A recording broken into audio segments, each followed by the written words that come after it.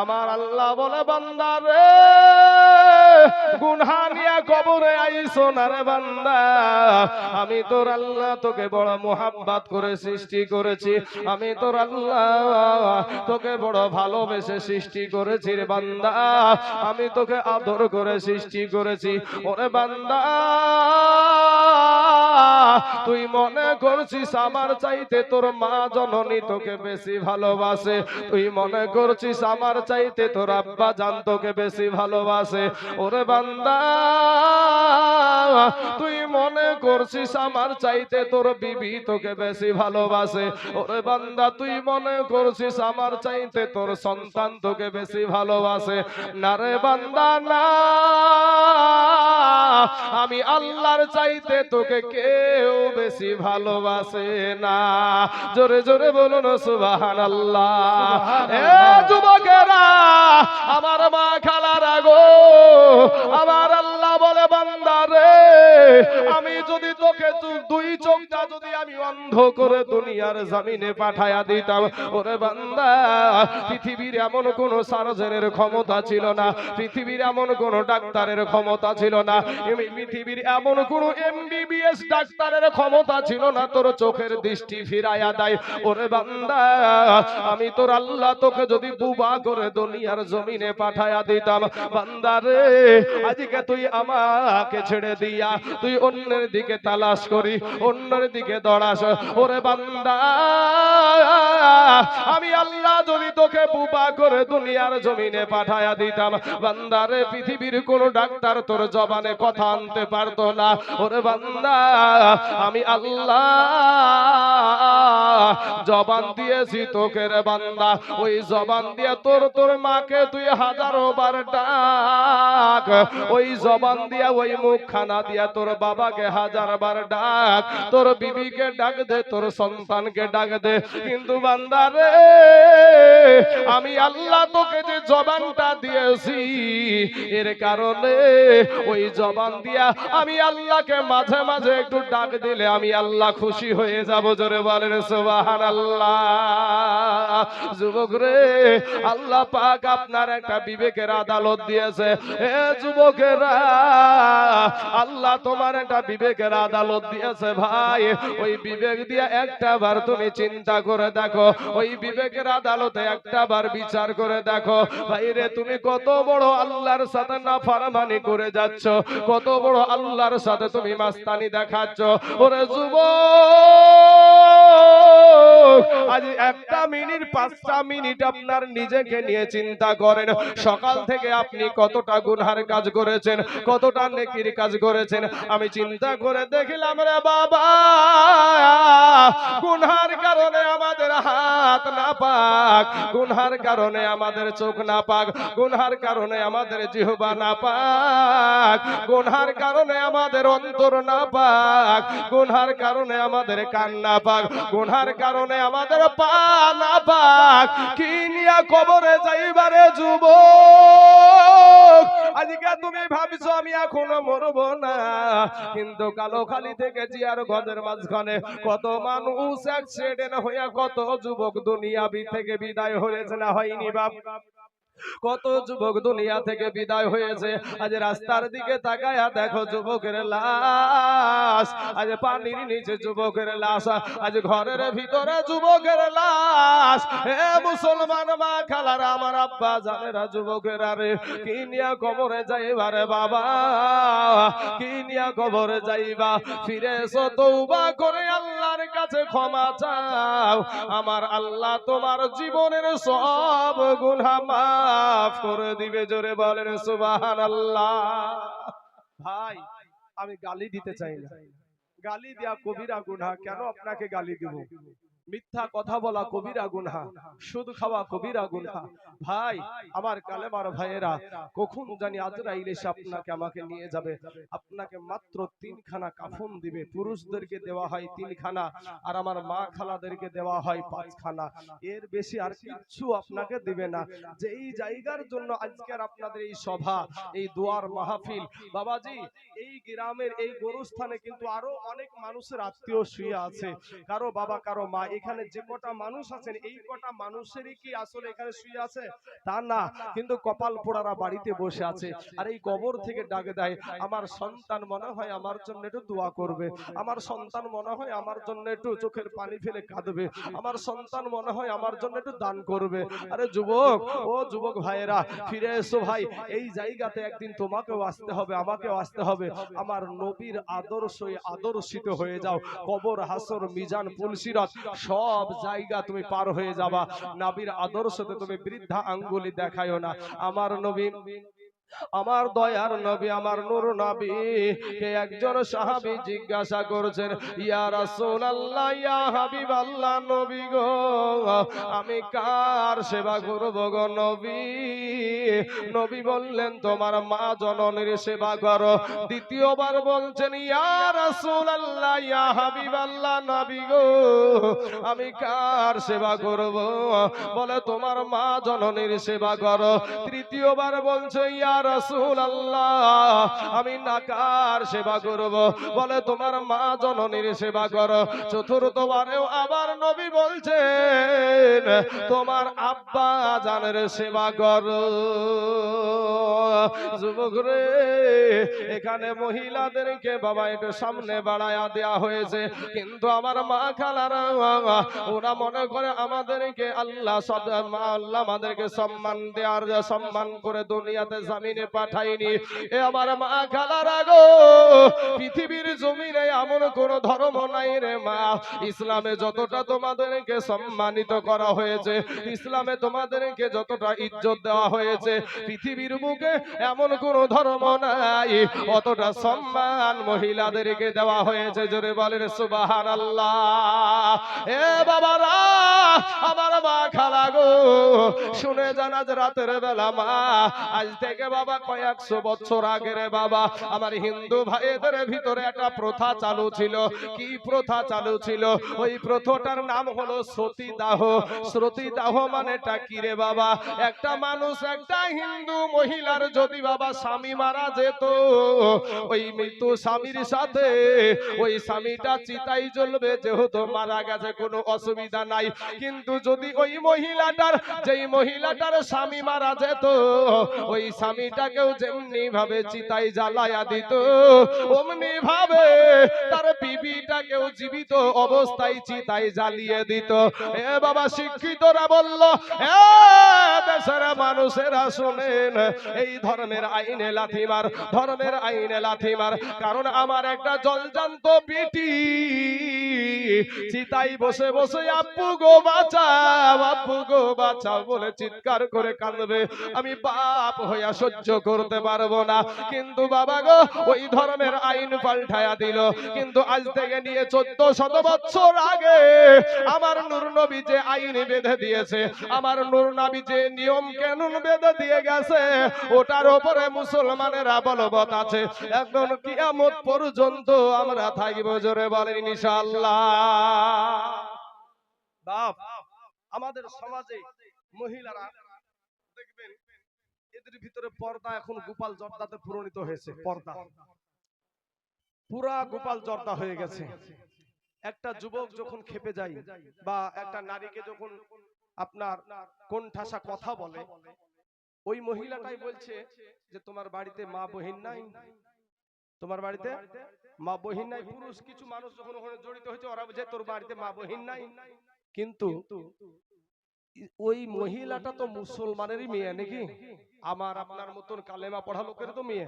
হ্যাঁ, সেই মেয়েটার পোশাকটা কি? আসলে কি ওর জন্য ওই পোশাক পরা জায়েজ? ও বলছে যে তোমার মা বহিন, আরে মা বহিন তো আছে। ও বলছে যে আমি সোজা রাস্তায় যাচ্ছি, কিন্তু এমন একটা কাজও করেছে যে প্রত্যেকটা ওর অঙ্গ পতঙ্গ ওর পোশাকের কারণে সব বোঝা যায়। কিন্তু বাবাজি, ও বলছে আমি দেখানোর জন্য বার হইনি, তো দেখানোর জন্য যেহেতু রাস্তায় বেরাওনি, তাহলে বাড়িতে যে পোশাকটা ছিল সে পোশাকটা বাতি, নতুন পোশাক তোমার স্বামী দেখলো না, কিন্তু পরপুরুষকে দেখানোর জন্য বেরাই না, বেরাই না বলেন। স্বামীতে স্বামীর কষ্ট করা টাকা, কেরালাতে কষ্ট করে একবার যদি ট্রেনে উঠতো করে বাবা ভিড়ের টাইমে, ঈদের টাইমে, ঈদের টাইমে যখন মানুষগুলো আসে কেরালা থেকে বাড়ি আসে, তো মনে হয় যে বুকের বাতাগুলা, যুবকগুলার বুকের বাতা ঠেলা ঠেলিতে ভিড়ে এই মনে হয় যে একবারে এদিক থেকে এদিক হয়ে যাবে। এই যুবকরা, কেরালায় যাওয়া পার্টি আছে না নাই গো? হ্যাঁ, এরকম হয় না ভাই? হ্যাঁ, মুসলমান এই কষ্ট করা টাকা দিয়ে ইনকাম করে বিবিকে সুখে রাখছে, সুন্দর পোশাক কিনে দিল, কিন্তু সেই পোশাকটা আর স্বামীর কপালে দেখা জুটে না। ও রাস্তায় দেখানোর জন্য, পাগল করার জন্যই তো ওইভাবে বের হয়েছে। না হলে বাবা মেডিসিন দিয়ে ডলতে ডলতে ডলতে দেখবেন ওপরকার, এটাকে রাম ছিলকে বলে নাকি, এই ওপরকার চামড়াটাকে রাম ছিলকে বলে না, ডলতে ডলতে দেখবেন রাম ছিলকে পর্যন্ত তুলে ফেলে ভাই। বাবাজি, আমার সোনা মানিকেরা, আমার মা খালারা, আপনারা হয়তো আমাদের জহুরুদ্দিন ভাই আমার দিয়েছে 500 টাকা, তহুরুদ্দিন দিয়েছে 500 টাকা, মজিবুর রহমান 500 টাকা, 1 কুইন্টাল রড দিয়েছে গোমান শেখ, চান্দু ভাই আমার দিয়েছে 500 টাকা। আল্লাহ তার 500 টাকা বেনামে 500 টাকা। আল্লাহ গো এদের দানগুলোকে তুমি কবুল করে নাও, আল্লাহ এত দারাজ করে দাও। আমার মা খালারা হয়তো বলছেন যে হ্যাঁ মৌলভী সাহেব আমাদেরকে কি বলছে রে বা?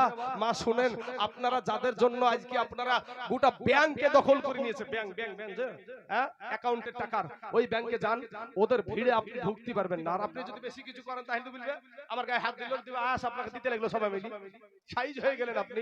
হ্যাঁ, ব্যাংকে যান, বাজারে যান, হাটে যান, ঘাটে যান, যেখানে যাবেন না আপনার কোনো আর মাস্তানি চলবে না। কিন্তু মাগো, যারা তোমাদেরকে ব্যাংকে ঢুকালো, যারা তোমাদেরকে বাজারে উঠালো, শুনো, সেই সরকার গুজরাটের জমিনে 2002 সালে বধুরার স্টেশনে ট্রেনের বগিতে আগুন লাগাকে কেন্দ্র করে আবার হাজার হাজার এরকম মুসলমান যুবক ভাইদেরকে গ্যাস পেট্রোল দিয়ে জ্বালিয়ে পুড়িয়ে শেষ করে দিয়েছিল। মহিলাগুলা বলেছিল যাদের 8 মাসের পেটে বাচ্চা, 9 মাসের পেটে বাচ্চা, 10 মাসের পেটে বাচ্চা, এই মহিলাগুলা পুলিশকে গিয়ে বলেছিল, পুলিশ বাবু আমাদের জন্য একটু নিরাপত্তার জায়গা করে দিন। ওই পুলিশগুলা বিশ্ব হিন্দু পরিষদকে লেলিয়ে দিয়ে ওই সমস্ত মহিলাদের পেটকে চিরে সন্তানকে বের করে তীরের আঘাতে করে খেলা করেছিল। সেই সময় গুজরাটের জমিনে মুখ্যমন্ত্রী ছিল নরেন্দ্র মোদী। আজ নরেন্দ্র মোদী বলে যে মুসলিম মহিলাদেরকে কোনো ইজ্জত দেওয়া হয় না, 3টে কথাতেই বাড়ি থেকে বিদায় করে দেয়। এ বাবাজি, মহিলাদের প্রতি খুব দরদ উতলিয়ে উঠেছে এখন। আর এই দেখে মা বোনেরা একবার লাফাতে শুরু করেছে, ওরে লাফানি, হাই রে লাফানি। হ্যাঁ বাবাজি, সেই গুজরাটের বুকে সেদিন তোমার কি হয়েছিল? সেদিন মা বোনদের পেটকে চিরা হয়েছিল, সেদিন সন্তানকে বের করে, পেট থেকে বের করে ওই সন্তানগুলাকে তীরের আঘাতে করে খেলা করা হয়েছিল। সেদিন তোমার দয়া, সেদিন তোমার মায়া, সেদিন তোমার দরদ কোথায় ছিল? ও নরেন্দ্র মোদী, তুমি জবাব দাও। এই জবাব কিন্তু আজ পর্যন্ত পাওয়া যায় নাই, এ বিচার এখন পর্যন্ত হয় নাই। ও মুসলমান, আমার মা খালারা, ইসলামের পথে থাকো মা, যতদিন বাঁচবা নবীর আদর্শ মেনে চলো। তোমার মতন কত মহিলা সংসারের সমস্ত কাজ করে অথচ 5 ওয়াক্ত নামাজ পড়ে আছে না নাই বাপ? হ্যাঁ, আমার কথা রাগ করছেন ভাই? আপনারা আমার কালেমার ভাই, দুশমন না। আপনারা আমার কালেমার ভাই, দুশমন না ভাই। আমিও আপনাদের দুশমন না। মাগো, আমি আপনাদের সন্তানের মতন, আপনি আমার মা, আপনি আমার মায়ের জাত। মাগো, মনটা কি চাই না যে আমি যখন এই গরুস্থানে আসবো আমার জন্য একটু সবাই দোয়া করুক? কি গো বাপ? হ্যাঁ মামা গো, ও মা খালারা, শুনে জানাজা রাতের বেলা মা, আমার মাও মা, আপনিও একজন মা, আমাদের ইমাম সাহেবের মাও মা, আপনিও একজন মা, আমাদের বাবা শাইখুল হাদিস সাহেবের মাও মা, তুমিও একজন মা, বড় পীর আব্দুল কাদের জিলানীর মাও মা, তুমিও একজন মা। মাগো, মনটা কি চাই না মা, আমি একটা হাফিজের মা হইয়া কবরে যাব, আমি একটা আলেমের মা হইয়া কবরে যাব। এরে আমার মা খালা গো, একটা মহিলা বাবা সংসারের সমস্ত কাজ করে, এরপরও 5 ওয়াক্ত নামাজ পড়ে, অভাব নাই রে মা। একটা বোন আমার কত বোন কলেজে যায়, স্কুলে যায়, ইউনিভার্সিটিতে যায়, বুরখা পরিধান করে যায়, পর্দা করে যায়। এ মুসলমান, ও বোন, কত অভাব নাই। তোমার মতন একটা মহিলা বাবা, তোমার মতন একটা মা তোমার মতন একটা আমার কালেমার বোন রে, ওই বোনটার জন্য আমাদের মতন যুবক গুলা বাবে রে, আমাদের মতন যুবক গুলা তার ইজ্জত বাঁচানোর জন্য, তার সম্মান বাঁচানোর জন্য এই যুবক গুলা জীবন দিবে রে মা। কিন্তু তোমার পোশাকের কারণে তোমাকে ঘৃণার নজরে ভালো মানুষেরা দেখে। তুমি ভাবছো সে কেমন দেখলো, আর দেখার টাইম নাই। কিন্তু যেদিন এই জায়গায় আসবারে মায়া, ও মা তোমার দুনিয়ার কোন বাহাদুরি চলবে না রে মা। ও সোনার মানিকের আমার যুবক ভাইয়েরা, এ যুবকেরা, কর্ণাটকের জমিনে একটা মহিলার নাম হলো মুস্কান খান বাবা। এই মুস্কান খান নামে বোনটি আমার পর্দা করে বাবা বুরখা পরে কলেজে যায়। কলেজে যাওয়ার পরে স্কুটিটা রেখেছে। এ বোনের আমার শুনে জানা যে রাতের বেলা মা, ও মা গো, ওই রকম বোন যদি, ওই রকম মা যদি আপনারা হয়ে যান, এই যুবকগুলা আপনাদের জন্য শহীদ হবে মা, আপনাদের জন্য শহীদ হবে। একটা পিছপা আমরা হতে চাই না, কারণ শহীদি মতে ইসলামের নেশা লেগে আছে। জোরে বলেন সুবহানাল্লাহ। ওই কর্ণাটকের বন্টার পাশে যুবক রে, ওই বন্টার পাশে বুরখা পরিধান করে গেছে, কলেজে স্কুটিটা রেখেছে। এমন সুমাতে বাবা একাদশ বিধর্মী আপনার জয় শ্রীরামের স্লোগান দিয়ে তেড়ে চলে আসছে বন্টার দিকে। ওই বন্টার পাশে বাবা একটা মুসলমান যুবক ছিল না, একটা কালেমার ভাই ছিল না, তার মায়ের পেটের ভাই ছিল না, তার নিজের বাবা ছিল না। ওই বোনটাই আমার একাই বলছে নারায়ে তাকবীর আল্লাহু আকবার, নারায়ে তাকবীর আল্লাহু আকবার। এই ধ্বনি দিয়া শুধু ইন্ডিয়ার জমিন না, বাংলাদেশের জমিন, পাকিস্তানের জমিন, আমেরিকার জমিন, ইসরায়েলের জমিন, চীনের জমিন, ফ্রান্সের জমিন, গোটা পৃথিবীকে এই বোনটি আমার আল্লাহর তাকবীরের ধ্বনি দিয়ে একাই কাঁপিয়ে দিয়েছে। জোরে বলেন সুবহানাল্লাহ। সুবহানাল্লাহ বাবাজি। আর আমাদের মুখ থেকে মহিলা একটা বোন, একটা কালেমার নওজোয়ান তরুণ বোন কলেজে গিয়েছে, একাদশ বিধর্মী জয় শ্রীরামের স্লোগান দিয়ে বোনটার দিকে তেড়ে চলে আসছে। আর বোনটা একাই বলছে নারায়ে তাকবীর আল্লাহু আকবার, নারায়ে তাকবীর আল্লাহু আকবার। এতগুলা মুসলমান আপনারা বসে আছেন, সুবহানাল্লাহ বলাতে আপনার ভাইরাস, আলহামদুলিল্লাহ বলাতে আপনার ভাইরাস। ওই তো প্রথমেই বললাম ফেবিকুইক আঠা, ফেবিকুইক আঠা লাগাছে ঠোঁটে। ভাই আজ থেকে দুনিয়া থেকে যেদিন বিদায় হয়ে যাবেন, কি নিয়ে যাবেন ভাই? আমার নবীর আদর্শে আদর্শিত হন না। আসেন না আমরা তওবা করে নামাজ পড়ি ভাই। নামাজ পড়লে ভাই আল্লাহ খুশি হয়ে যাবে।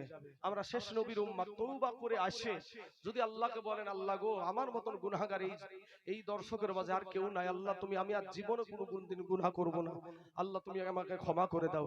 আপনার চোখের পানি গালে আসতে দেরি হবে ভাই, আপনার গুনাহ আমার আল্লাহ ক্ষমা করতে দেরি করবে না। জোরে বলেন সুবহানাল্লাহ।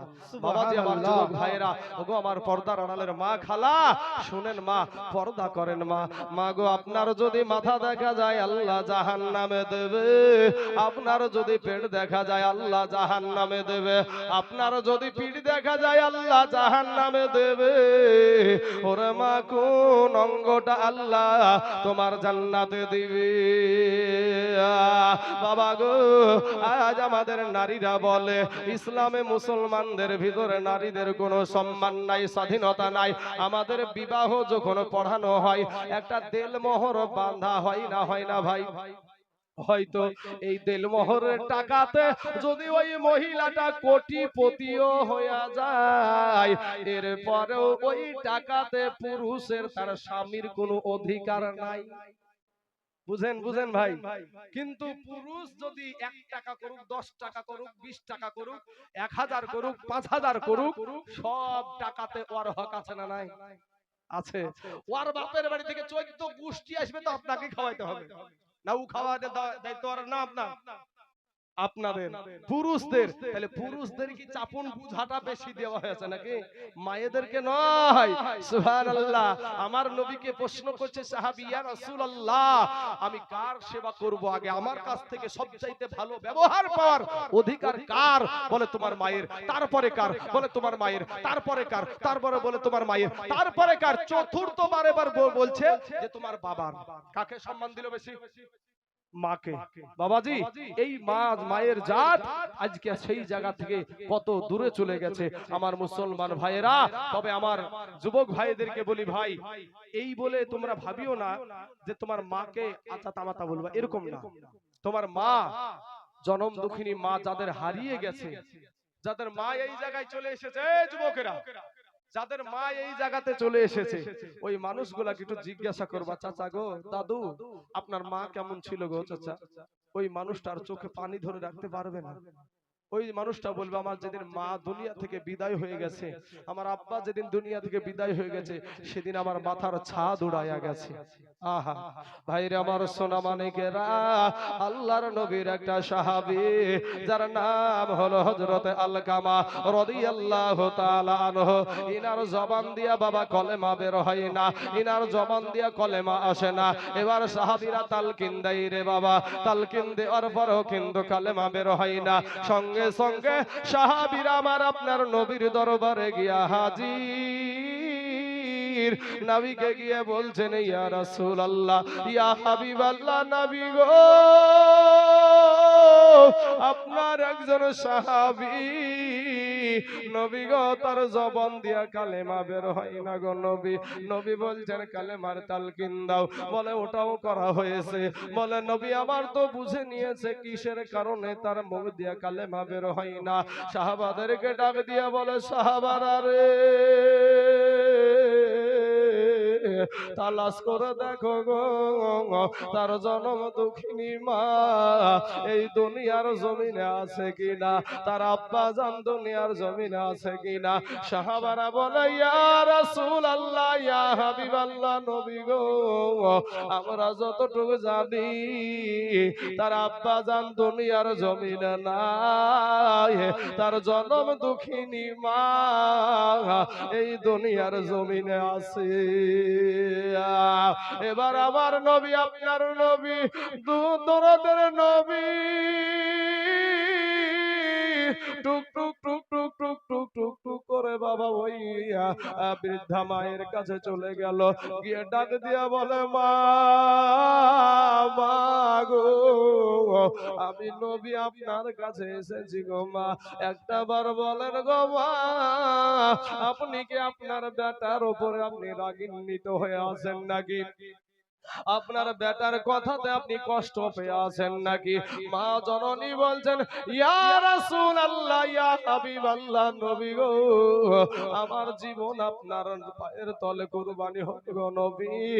নবী গো, আপনি সব কথা বলেন গো নবী, ওই বেটাকে ক্ষমা করার কথা আমাকে বলিয়েন না।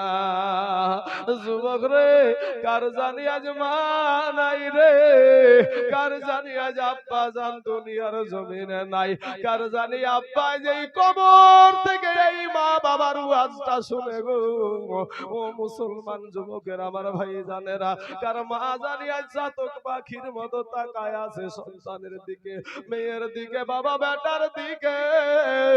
নবী বলছেন, মা গো, আপনার সন্তানকে আপনি যদি ক্ষমা না করেন, আপনার সন্তান যখন মারা যাবে, আপনার সন্তানকে কবরে জাহান্নামের আগুনে পুড়তে হবে। মা বলে, নবী গো, আমার বেটা কলেজায় এত আঘাত দিয়েছে, এত কষ্ট দিয়েছে, আমি মা আমার বেটাকে আমি ক্ষমা করতে পারবো না। আমার নবীজি সঙ্গে সঙ্গে বেলালকে ডাক দিয়ে বলছেন, বেলাল রে, যাও কিছু লকড়ি নিয়ে এসো, লকড়ি নিয়ে এসে আগুন জ্বালায়া দাও, আগুন জ্বালিয়ে দাও। কারণ কি, যে এই সাহাবী কবরে যাওয়ার পরেও সে আগুনে জ্বলবে, দুনিয়াতে জ্বালায়া দাও। এ মুসলমান, এ বাবারা, যখন আপনার দাও দাও দাও দাও করে আগুন জ্বলতে শুরু হয়েছে, আলকামাকে কোলে করে নিয়ে টুক টুক টুক টুক করে বাবা ওই আগুনের দিকে নিয়ে যাচ্ছে। আর বৃদ্ধা মা,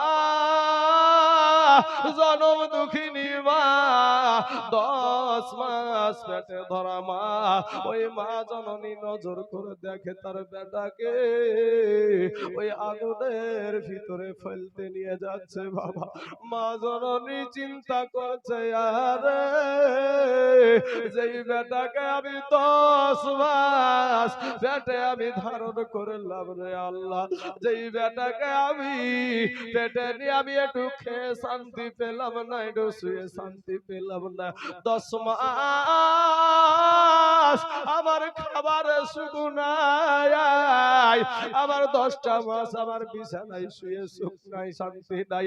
ও আল্লাহ গো, আমার চোখের সামনে আমার সন্তানকে পোড়াবে, 2টা বছর আমার সন্তানকে আমি বুকের দুগ্ধ পান করাইলাম, আরে আমার কলেজার টুকরা নয়নের পারা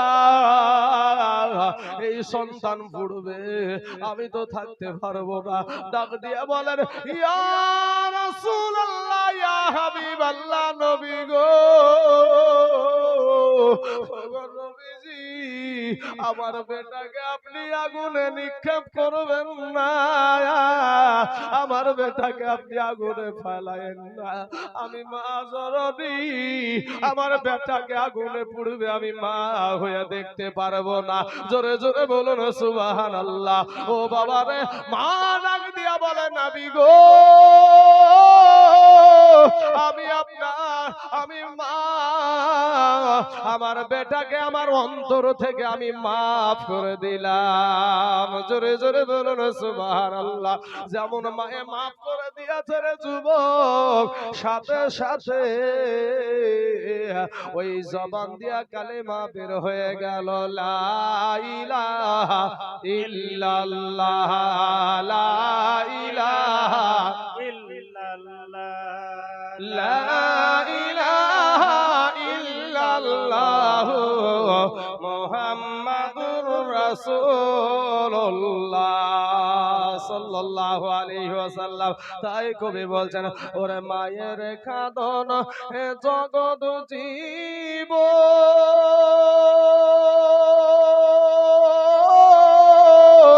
এই 2-4 মাস পুনের কাঁদন রে, ওরে ঘরের পুরি বাইরের কাঁদন কয়েকদিন পর থাকে না, দুঃখের দরদি আমার জনম দুঃখী মায়া, গর্ভধারণী মায়া, জনম দুঃখিনী মায়া, দুঃখের দরদি আমার জনম দুঃখী মায়া। ভাইরে 10 মাস 10 দিনে মায়ে এ গর্ভে দিছে ঠাই, রক্ত মাংস খাইয়া আমরা ভবে আইলাম ভাই, 10 মাস 10 দিনে মায়ে এ গর্ভে দিছে ঠাই, রক্ত মাংস খাইয়া আমরা ভবে আইলাম ভাই, ভূমিষ্ঠ হইয়া আমরা উঠিলাম কাঁদিয়া, শান্ত করিল আমার মায়ের বুকের দুগ্ধ দিয়া, এ মায়ের ও সবের কালে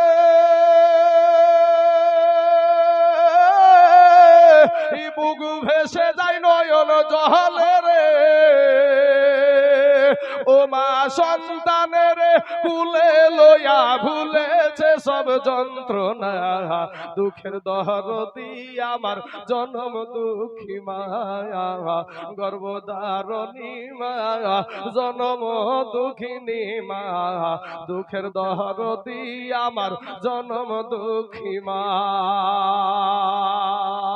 বাইরে হাতে পায়ে তেল মাইখামা দিল শত করি, আমরা পুষা পায়খানা আমরা মায়েদের কোলে করি, কথা ঠিক না বেঠিক?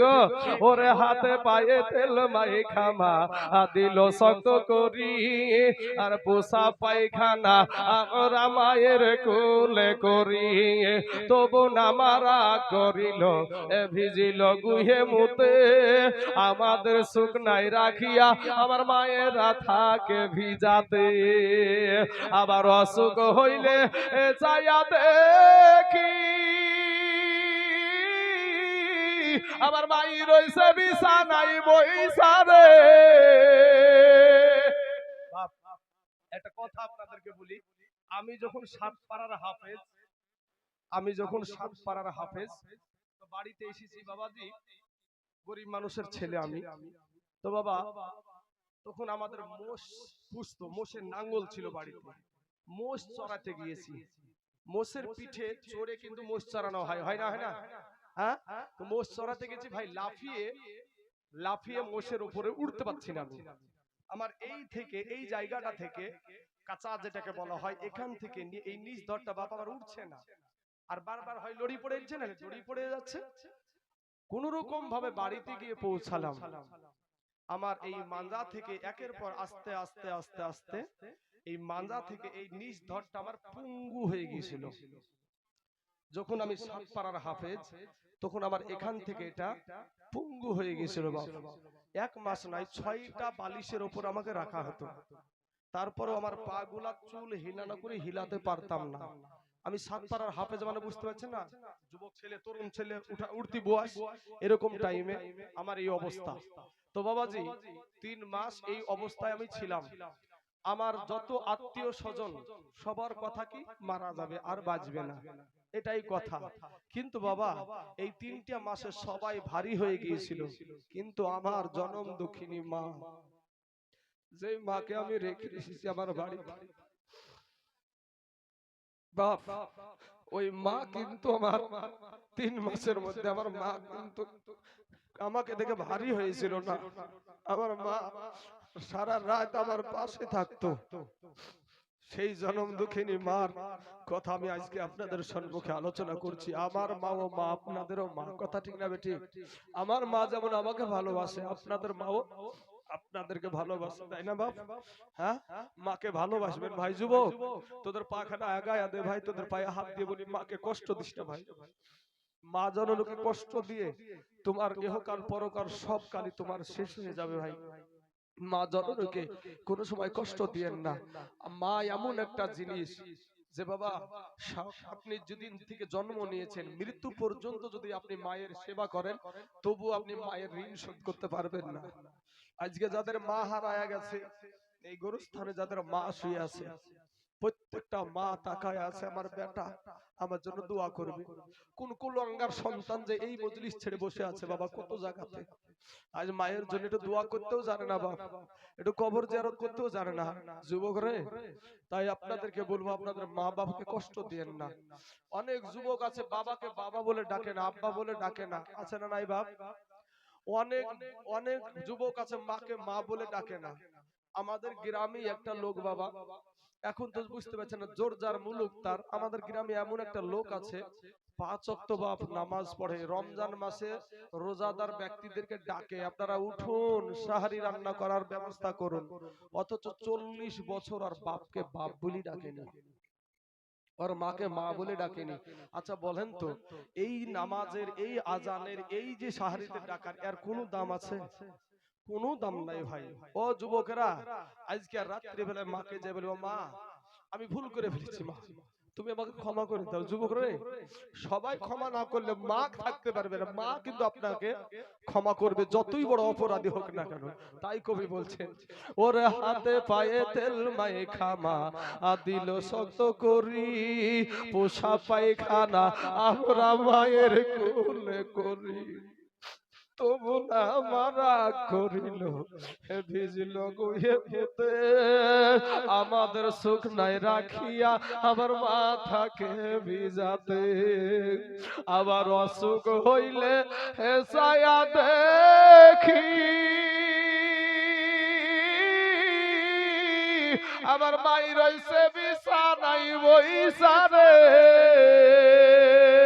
বলে আমায় আল্লাহ লইয়া যাও গো সন্তানের নিও না, দুঃখের দরদি আমার জনম দুঃখী মা, গর্ভধারণী মা, জনম দুঃখিনী মা, দুঃখের দরদি আমার জনম দুঃখী মা। ভাইরে, ছেলে যদি কুপুত্র হয় মায়ে নাহি ফেলে, আর হাজার দোষ থাকিয়া তবু মায়ে গোপন রাখে। আজকে তাইজুল ইসলাম ভেবে বলে, জান্নাত মায়ের পায়ের তলে রে, ওরে দেখ বুখারী হাদিস খুলে করেছে নবী ঘোষণা, দুঃখের দরদি আমার জনম দুঃখী মা, গর্ভধারণী মা, জনম দুঃখিনী মা, দুঃখের দরদি আমার জনম দুঃখী মা। যুবকেরা গো, ও যুবক তোর পায়ে হাত দিয়া বলি রে ভাই, মাস্তানি করিও না রে যুবক। কার জানি আজ মা নাই গো, কার জানি আজ মা জননীর চেহারা খানার কথা মনে পড়ছে। এর যুবক ভাইরা, তোমার মা আমার মা, সন্তানের মুখে মা ডাক শুনবে, মনের বড় তামান্না, মনের বড় বাসনা, এ বাবাজি মনের বড় আশা, আমার স্বামীকে আব্বু ডাক শোনাবো, আমাকে আমার সন্তান মা ডাক দিবে, এরকম আশা থাকে না? থাকে না বাবা? থাকে বাবা গো। যেই নারীর বাবা সন্তান হয় না, কত মানুষ কত রকমের কথা বলে, বান্ধা বলে, বন্ধা বলে, বাধা বলে, কত কথা শোনায়, মা হতে পারে না, মনে বড় ব্যথা, মনে বড় বাবা কষ্ট। আরে আল্লাহ, আমাকে তুমি এমন নারী বানায়া দিলা, আমার একটা সন্তান হলো না, আমার স্বামীকে আমি বাবা ডাক শোনাতে পারলাম না। কত ডাক্তারের কাছে যাই, কত মাজারে যাই, কত ওলির দরবারে যাই, একটা বাচ্চার জন্য। মুসলমান যুবক রে, তোমার মুখে মা ডাক শোনার জন্যই মহিলাগুলা পাগল, মাগুলা পাগল। আমার সন্তান আমাকে মা ডাক শোনাবে, আমার সন্তান আমার আবার স্বামীকে আব্বু ডাকবে। এ বাবাজি, যেই বাড়িতে সন্তানের কান্না হাসি নাই, ওই বাড়িটা মনে হয় দোজখময়। যুবক রে, মা যখন পেটে সন্তান, মা দুটোকে শান্তি পাই না, মা একটু বসে শান্তি পাই না, মা একটু শুয়ে শান্তি পাই না। এই 10 মাস 10 দিন যে কি কষ্ট হয়, এ দুঃখিনী মা ছাড়া আর কেউ বুঝে না বাবা গো। আমি তাইজুল ইসলাম ডোমগুলো একটা নার্সিং হোমের এক ডাক্তারের সাথে আমার বন্ধু পরিচয় আছে বাবা। আমার বন্ধু, আমার ফ্রেন্ড যাই বলেন না কেন, ওই ডাক্তারটার নাম হলো মনিরুল ইসলাম। ওই মনিরুল ভাই যেই ডাক্তারটা আপনার দিয়া নার্সিং হোমে থাকে, আমি মায়েদের সম্পর্কে আমি জানতে চাইলাম, ভাই গো আপনি তো রাত্রি বেলায় 5টা 10টা করে সিজার করেন, বলেন তো মা জননীর পেটের অংশটা কতটা কাটা হয়? আমরা না জানতে বাবা অনেক মন্তব্য করতে পারি, কিন্তু এই ডাক্তার বলছে ভাই মায়ের কষ্টের কথা কি বলবো ভাই, কিন্তু আমরা ডাক্তার মানুষ, আমাদের কিছু করার নাই গো ভাই। বলে মা জননীর মোটামুটি এতটা অংশ কেটে ফেলা হয়। ওরে যুবক, তোমার মুখে মা ডাক শোনার কারণে, তোমার মুখে আব্বু ডাক শোনানোর কারণে তোমার মা জানে গো আমার সুন্দর পেটের চামড়া, আমার এই পেটের চামড়াটা নিখুঁত হয়ে আছে, কিন্তু বাবা এরপরেও বলে ডাক্তার, ডাক্তার গো আমার পেট কেটে ফেলেন, এরপরেও আমার সন্তানের যেন কোনো অসুবিধা না হয়। জোরে জোরে বলুন না সুবহানাল্লাহ। যুবক রে, ওই ডাক্তার আর একটা কথা আমাকে আশ্চর্যজনক বলেছিল ভাই আমরা যখন সিজার করি মহিলাদেরকে আর অজ্ঞান করা হয় না। ও বাবাজি আমার সোনা মানিকেরা, ওখানে লিখেন, ওখানে লিখে দেন, আমি সবগুলো বলবো, ওখানে লিখে রাখেন।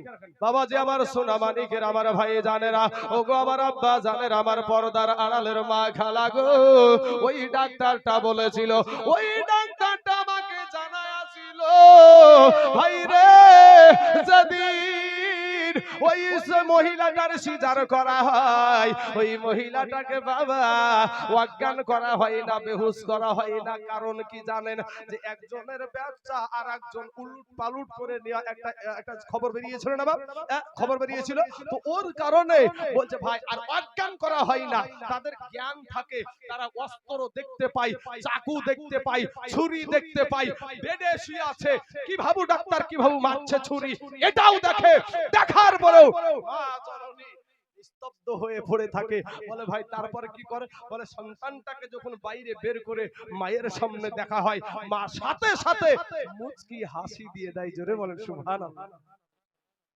সেই মায়ের পেটে খাবার দাও না যুবক, তোর বিবেককে এবার জিজ্ঞাসা কর ভাই। বেশি কথা দরকার হয় না বাপ। বিবেকের আদালত আল্লাহ দিয়েছেন কি ভাই? প্রত্যেকটা মানুষের বিবেকের আদালত আছে। তোমার বিবেককে জিজ্ঞাসা করো ভাই। একটা আপেল যদি বাপ একটা আপেল কিনে নিয়ে যদি আমার শ্বশুর বাড়িতে আমি যাই, বা আপনার শ্বশুর বাড়িতে গেলেন, আপনি সালাজ ভাই বুঝেন আপনারা? সালাজ ভাই মানে সমন্দির বউ। এই সমন্দির বউকে নিয়ে যায় যদি বাপ একটা আপেল নিয়ে যায় যদি দেওয়া যায়, তো এখনকার জামানাতে তো সমন্দির বউ সালাজ ভাই যা নুন দাই সব ডাইরেক্ট হয়ে গেছে, এত কোনো পর্দা। তোমার তো নুন দাই, কথা বলো না কেন ঠিক মতন, কথা বলো না কেন ঠিক মতন। কিন্তু বাবা এদেরকে দেখে ভয় করার কথা আমার নবী বলেছে। জোরে বলেন সুবহানাল্লাহ। তো যাই হোক আমার ওদিকে কথা না। তো একটা আপেল কিনে নিয়ে শ্বশুর বাড়ি গেছে, সালাজ ভাজের হাতে দিয়েছেন।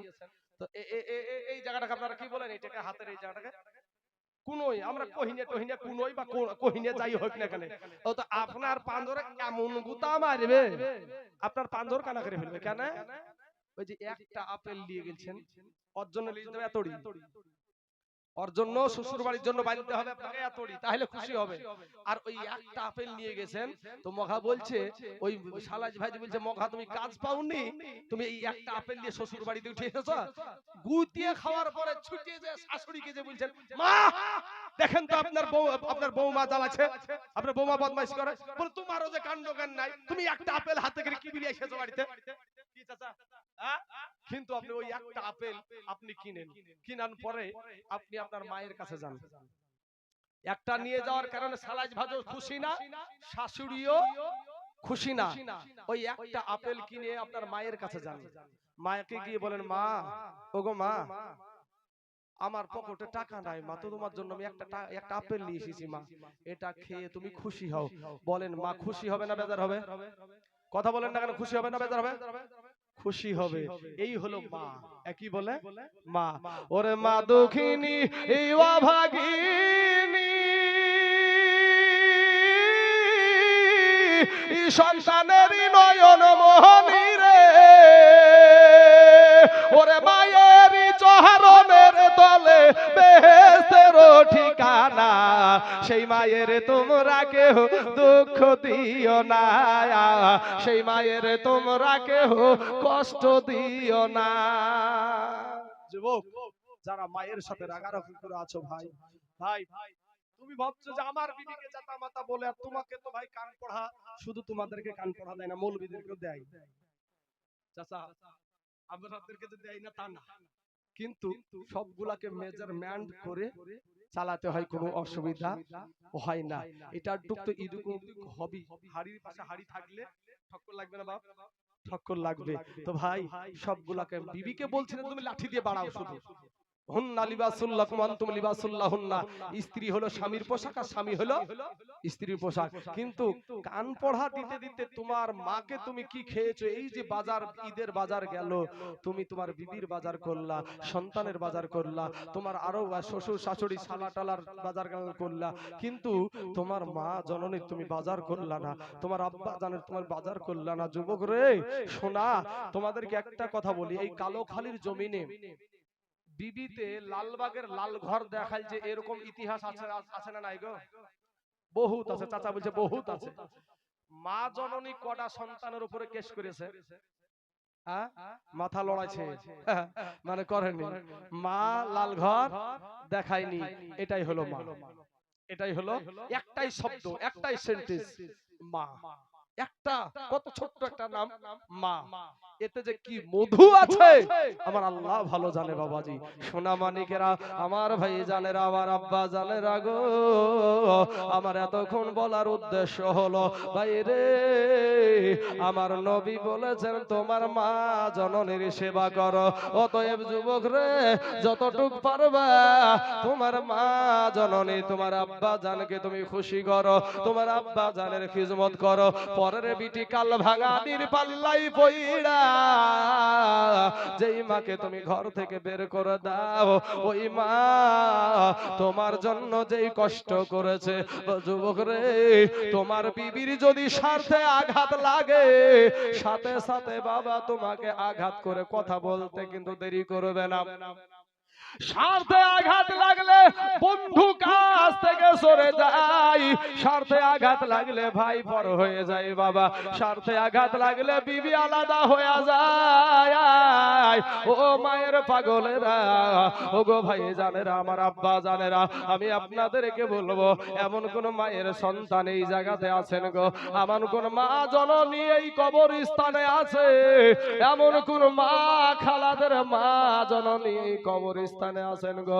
ও যুবকের আব্বা জানেরা, আপনার মা আজ কবরে শুয়ে আছে বাবা। বড় আটলান্টিক মহাসাগরে যদি একটা মানুষ পড়ে যায় সাঁতার না জানা কারণে বাবা গো, যেমনি ভাবে অসহায়, সাঁতার জানে না, বড় আটলান্টিক মহাসাগরে পড়ে গেছে বাবা গো, ওই যেমনি ভাবে অসহায় কবরে যারা শুয়ে আছে গো, ওরাও তেমনি ভাবে অসহায়। এমন কোন আল্লাহর বান্দা আছেন গো যে এই গোরস্থান ময়দানের জন্য আপনার মা যেখানে শুয়ে আছে, আপনার আব্বা জান শুয়ে আছে, আমি একটা মানুষকে বাবা শুধু দেখতে চাই, মায়ের পাগল, আব্বা জানের পাগল, মা এখানে শুয়ে আছে, আব্বা শুয়ে আছে, সেই বাপ মার জন্য মাত্র ৫,০০০ টাকা ইনশাআল্লাহ। কোন আল্লাহর বান্দা, কোন মায়ের কলেজার টুকরা, কোন আব্বা জানের বুকের ধন এখানে বসে আছেন যে আপনার আব্বা কবরে শুয়ে আছে, জমি জায়গা ঘর বাড়ি টাকা পয়সা ধন দৌলত সব কিছু বাবা এই দুনিয়াতে রেখে গেছে, মাত্র ৩খানা কাফন নিয়ে এই গোরস্থানে শুয়ে আছে। বাপ আসেন না, একজন ব্যক্তি এতগুলা মানুষের মধ্যে আপনাকে আজকেই আমি দিতে বলছি না, আপনি আস্তে আস্তে এসে একটু বলেন না যে হুজুর আমার জান আছে মাল নাই, তবে আমি আস্তে আস্তে এই ৫,০০০ টাকা গোরস্থান কমিটিকে আমি দিয়ে দেব। এই জায়গাতে আপনাকেও একদিন আসতে হবে, এই জায়গাতে আপনিও আসবেন, আমিও আসবো বাবাজি। হয়তো আমার গোরস্থান কবর যে কোথায় হবে সেটা আল্লাহ ভালো জানে, আপনার কবরস্থান কোথায় হবে আল্লাহ ভালো জানে, তবে দেশ হিসাবে এই গোরস্থানটাই আমরা সব সময় লক্ষ্য রাখবো, এটা দিয়ে আমাদেরকে আসতে হবে। যারা এখানকার মানুষ তারা এটাই ভাববে। তো বাবাজি, এই গোরস্থান ময়দানের জন্য আমি একজন আল্লাহর বান্দা মাত্র ৫,০০০ টাকা আমি আপনারা পিয়ারুল ভাইকে দিয়েছেন, একজন ব্যক্তি ৫,০০০, একটা জোড়া চাওয়ার জন্য, একটা জোড়া ভাই, আল্লাহ তো সবাইকে জোড়া জোড়া সৃষ্টি করেছে রে ভাই, আমাকে যেমন আল্লাহ সৃষ্টি করেছে তেমন আমার জন্য একটা নারীও সৃষ্টি করেছে, আপনাকে যেমন সৃষ্টি করেছে আপনার জন্য একটা নারী সৃষ্টি করেছে। অতএব বাবাজি, একটা মানুষ আসেন যে ইনশাআল্লাহ আমি এই গোরস্থান ময়দানে আমি ৫,০০০ টাকা দিয়ে দেবো ইনশাআল্লাহ। বাবা সারা দুনিয়া চাইছে মসজিদ ভেঙে দাও, মাদ্রাসা ভেঙে দাও, গোরস্থান ভেঙে দাও, কোরআন পুড়িয়ে দাও, আজকে আসেন না নবীর পাগলেরা, ও বাবা যে আমার সোনা মানিকের আবার ভাই জানেরা, আসেন না একটু মেহেরবানি করে আল্লাহর রাস্তায় এই বাবা এই গোরস্থান ময়দানের জন্য মাত্র ৫,০০০ টাকা।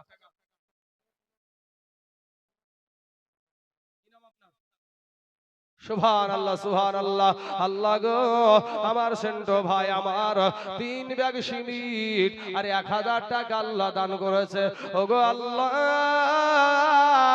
আমার সেন্টো ভাই জানের আল্লাহ তার আব্বা তার মা নাই, মায়ের পাগল সন্তান এখানে বসে আছে। আল্লাহ আল্লাহ গো, মেহেরবানি করে আমার সেন্টো ভাইয়ের আল্লাহ দানের বদলাই তার আব্বা জানের কবরে জাহান্নামের দরজা বন্ধ করে দাও। আল্লাহ জান্নাতের দরজা খোলায়া দাও, আল্লাহ জান্নাতি পোশাক পরিধান করায়া দাও। আমিন সুম্মা আমিন। আসুন বাবাজি আমার সোনা মানিকেরা, বাবাজি ও ভাই সোনা মানিকেরা একটু আসেন না বাপ, একটু মেহেরবানি করে, যার শেষ ভালো তার সব ভালো বাপ। যদি আপনাদের কাছে 5,000 টাকা খুবই যদি কষ্টকর হয়ে যায়, আমি আপনাদেরকে নিয়ে, আমি একটা বিদেশি মেহমান আপনাদের বাবা, বিদেশি একটা মেহমান আমি, আপনারা এই মেহমান হয়ে আপনাদেরকে নিয়ে হাত উঠাবো বাবা। একটু যে যা পারবেন আল্লাহর রাস্তায় বাবাজি, একটা জোড়া চেয়েছিলাম এতটুকু, কিন্তু বাপ যদি কোনো ভাই, কোনো ডাক্তার, কোনো মাস্টার, কোনো প্রফেসর, যে যতই বাড়া, যতই বাবা ই হোক না কেন, যতই যাই হোক না কেন, এই ঠিকানায় একদিন না একদিন আসতেই হবে। কথা ঠিক না ঠিক গো? হ্যাঁ বাবা, যারা কোটি টাকার মালিক তারা আবার এই সব জায়গাকে ভালোবাসে না। জালসা, মিলাদ, মসজিদ, মাদ্রাসা, এই গোরস্থান, এগুলাকে মানে কত প্রাধান্য দেয় না। মানে ও ভাবে যে আমার যত টাকা আছে এই টাকাতে আমাকে ঠিক করে রাখবে, আমি মরবো না টপ করে, ঠিক আছে। কিন্তু বাবা সাদ্দাদের মতন টাকা আছে নাকি কারো বাপ? সাদ্দাদের সমান টাকা কারো নাই। নিজে জান্নাত বানায় আসলো কারুন, কত টাকার মালিক। ও বাবাজি, ফেরাউন বিশাল মস্তান, নিজেকে বলেছিল আনা রব্বুকুমুল আলা, আমি সবচাইতে বড় আল্লাহ, নাউজুবিল্লাহি মিন জালিক। এই ফেরাউনকে আল্লাহ পানি খাওয়াইতে খাওয়াইতে বুঝতে পেরেছেন, একেবারে পুটকা মাছের মতো, আমেরিকান পুঁঠির, আমেরিকান পুঁঠির সব পেটগুলো দেখবেন বড় বড় হয় না, আমেরিকান পুঁঠি মাছগুলা, ওর পানি খাইতে খাইতে একেবারে পেটে যেন বাচ্চা আছে। মহিলাদের পেটে যেমন বাচ্চা আছে, যেমন যেমনি ভাবে থাকা, একেবারে আর পানি খাইতে খাইতে জানে ওর পেটে বাচ্চা আছে।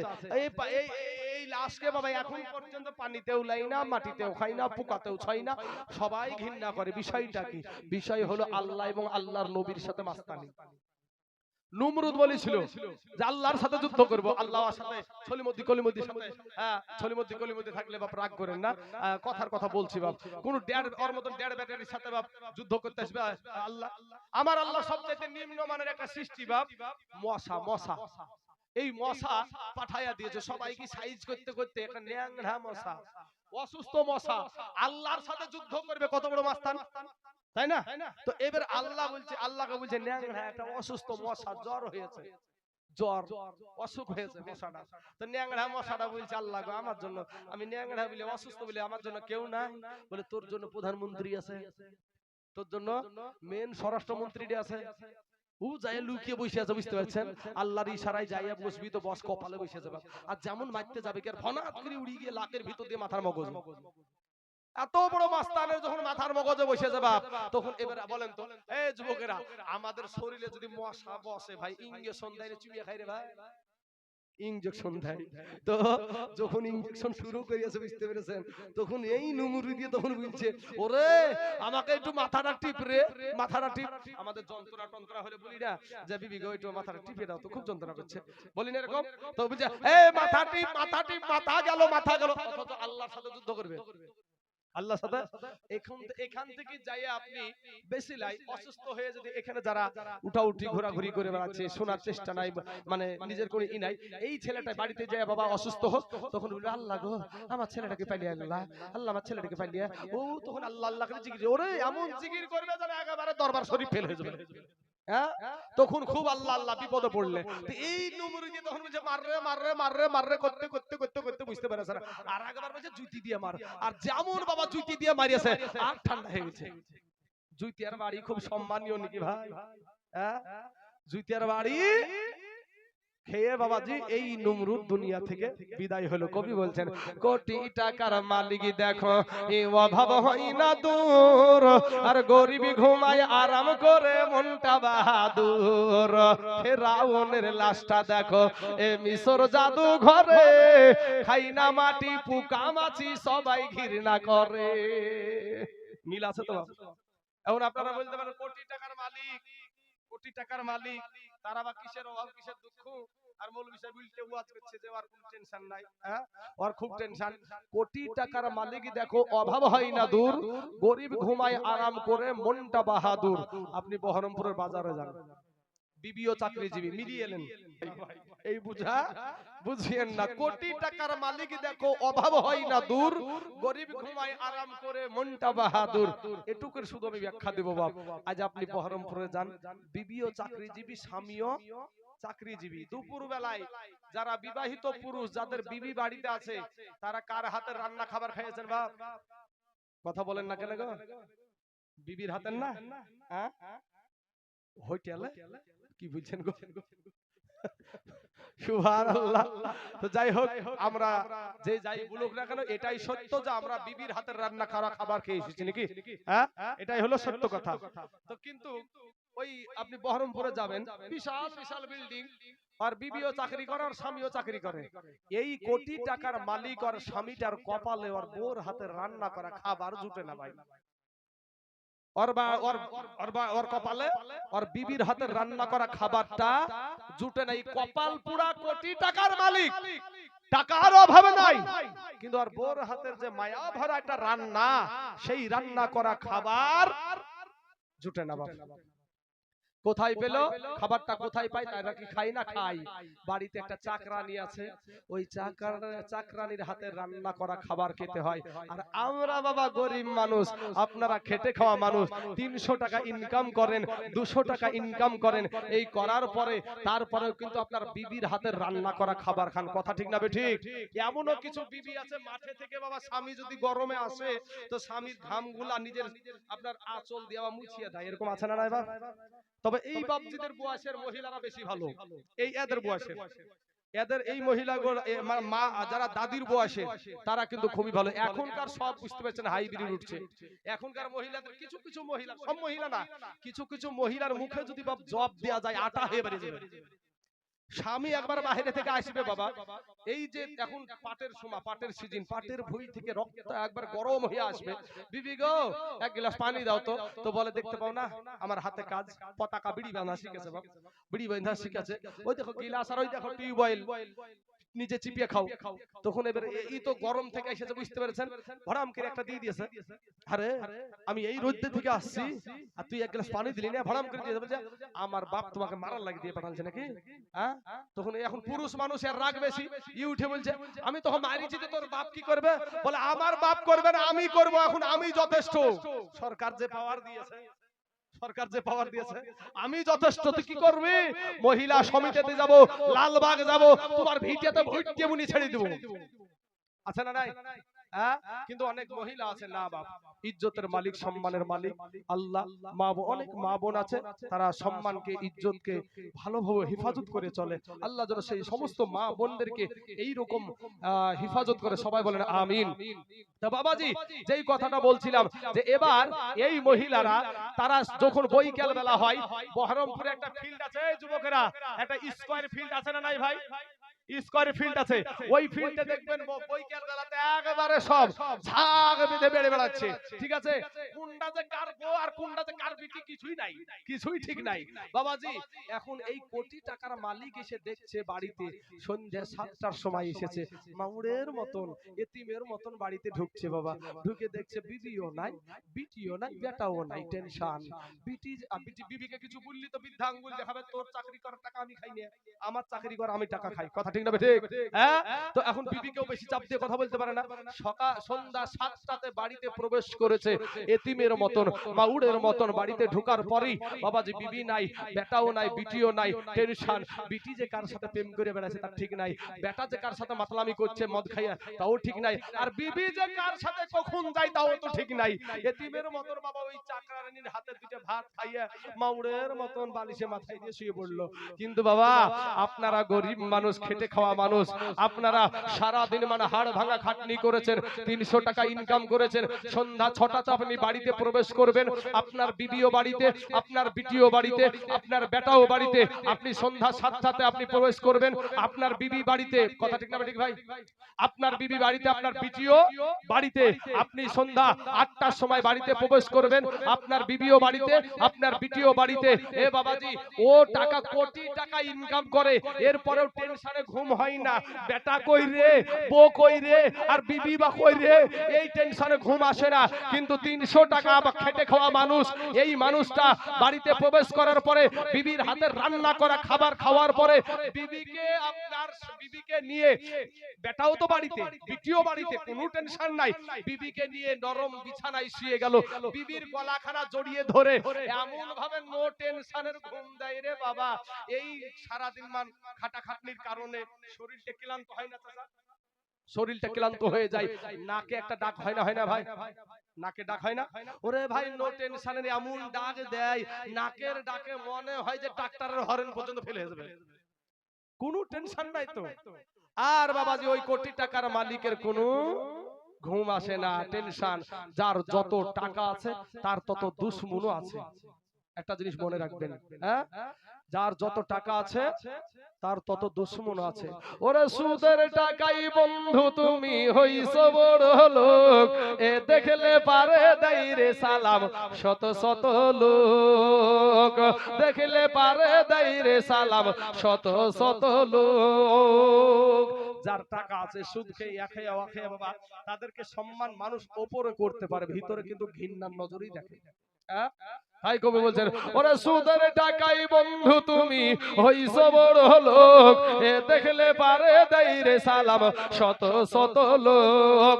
আগে তারা ভাত পাইতো না, খাইতো আটার রুটি, এখন তারা রাখছে বাবা বাড়িতে কাজের বিটি। ওরে গরিবের হক ভাই রাখায়া করছে কত সুখ, এই গরিবের হক ভাই রাখায়া করছে কত সুখ, এ দেখলে পারে দেই রে সালাম শত শত লোক, দেখলে পারে দেই রে সালাম শত শত লোক। ওরে সুদের টাকাই বন্ধু তুমি হইছো বড় লোক, এ দেখলে পারে দেই রে সালাম শত শত লোক। উপরে যতই মিল দিয়ে থাকুক না কেন, ভিতর থেকে ঠিকই ঘৃণা করে সুদখোরকে, ঘুষখোরকে, বাবাজি মদখোরকে, গাঁজাখোরকে। সামাজিক যারা মানুষ তারা ভালো নজরে দেখে না।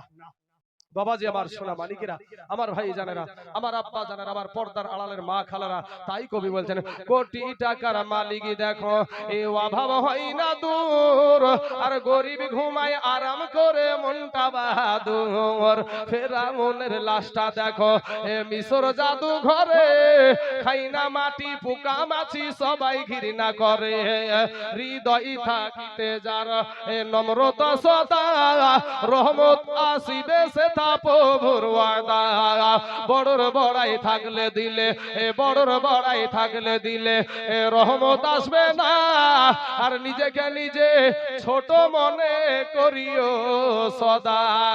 উঁচু জমিন থেকে পানি এ নিচু জমিনে যায়, তেমনি কইরা খোদার রহমত আসে নম্রতা হৃদয়। ভোগ বিলাসের বাড়ি গাড়ি, এ ভোগ বিলাসের বাড়ি গাড়ি এ পড়ে রবে সব, থাকতে সময় স্মরণ করো আল্লাহ আমার রব।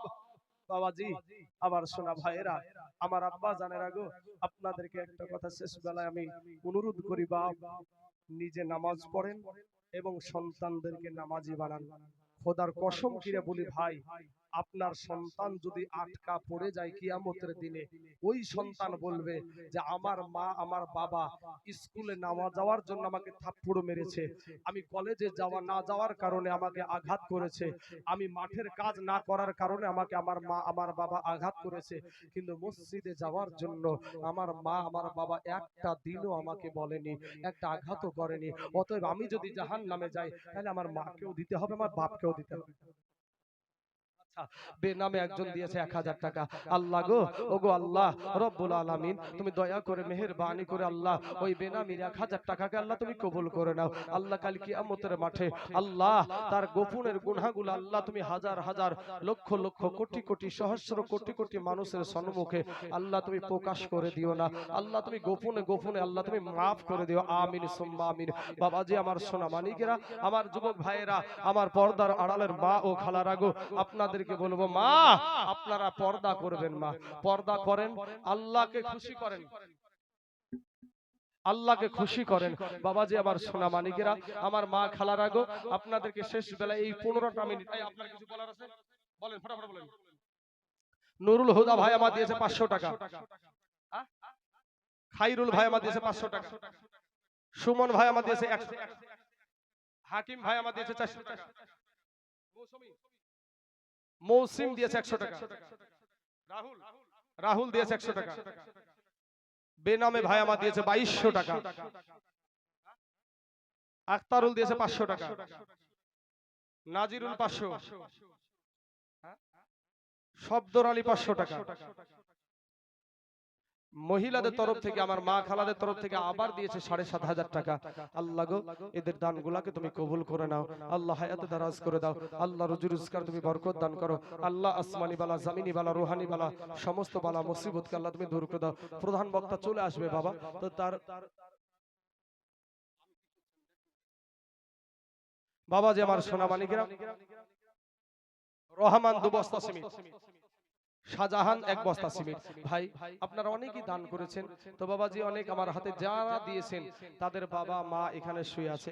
প্রধান বক্তা চলে আসবে, তার আগেই আসেন আমরা একটু আল্লাহর দরবারে একটু দুখানা হাত তুলে আল্লাহর কাছে একটু আমরা প্রার্থনা করি, দোয়া করি। আচ্ছা ঠিক আছে, এই তো এখনই হাতখান তুলবে, একটু বসে দোয়াটা করে যান, বসেন একটু দোয়া একটু করে নেন। আল্লাহুম্মা আমিন। হায় আল্লাহ মাবুদ গো, তোমার অনেকগুলা বান্দা বান্দি গো আল্লাহ,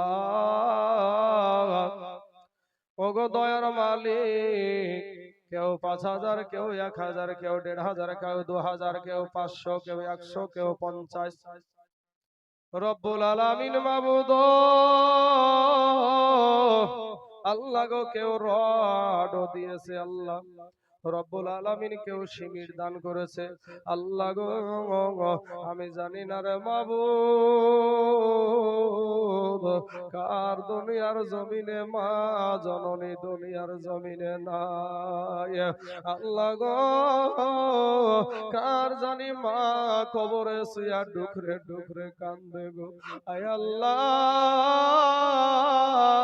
কার জানি মা কবরে শুয়া বলে বেটা রে, ওরে আমার বিটি দরদি, আমি তোর মা, আমি তোর আব্বা, আজ আমি অন্ধকার কবরে শুয়াছি রে বেটা, ওরে বিটি আমি তোর মা, তোকে আমি 10 মাস পেটে ধারণ করেছি রে বেটা বিটিরা, বেটা বিটি রে, তোকে আমি বুকের দুগ্ধ খাওয়াইয়া মানুষ করেছি রে বেটা বেটিরা, ওরে বেটা বিটি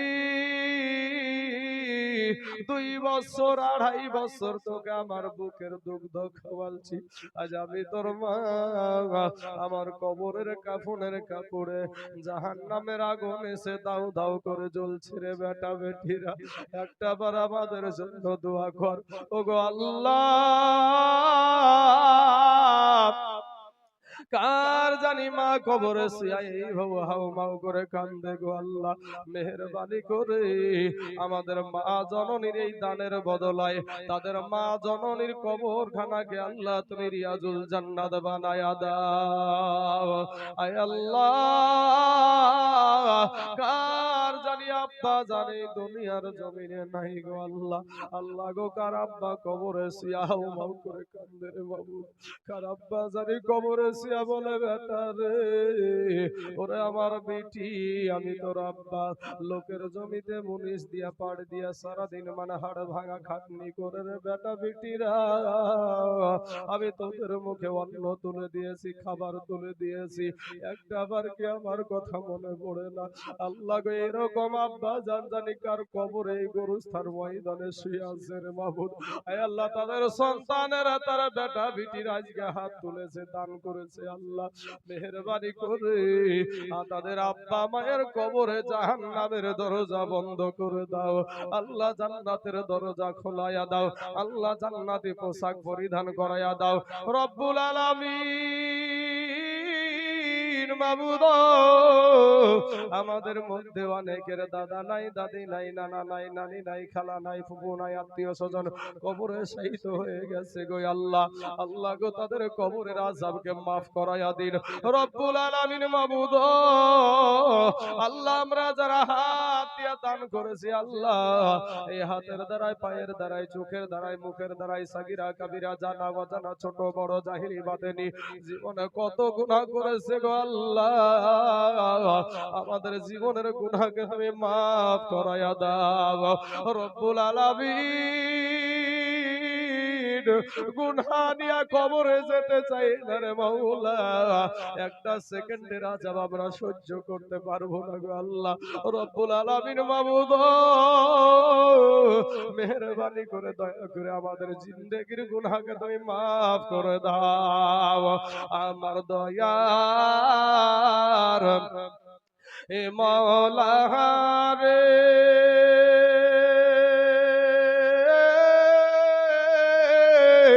আমার মায়ার মাবুদ রে, কোথায় গেলে পাইব তোমার ঠিকানা। আল্লাহ আজ এই গোরস্থান ময়দানের সম্মুখে বসে তোমার বান্দা বান্দিরা তোমার দরবারে হাত তুলেছে। আল্লাহ গো, সুন্নিদের আকীদা হলো সারা পৃথিবী, সাত আসমান, সাত জমিন তোমার কাছে হাজির। আল্লাহ দয়া করে মেহেরবানি করে কালোখালীর ময়দানের দিকে তাকায়া দেখো, তোমার বান্দা বান্দিরা এত রাত্রিতে তোমার দরবারে হাত তুলেছে। আল্লাহ মেহেরবানি করে প্রত্যেকের মনের বাসনাকে তুমি পূরণ করে দাও। আমিন সুম্মা আমিন।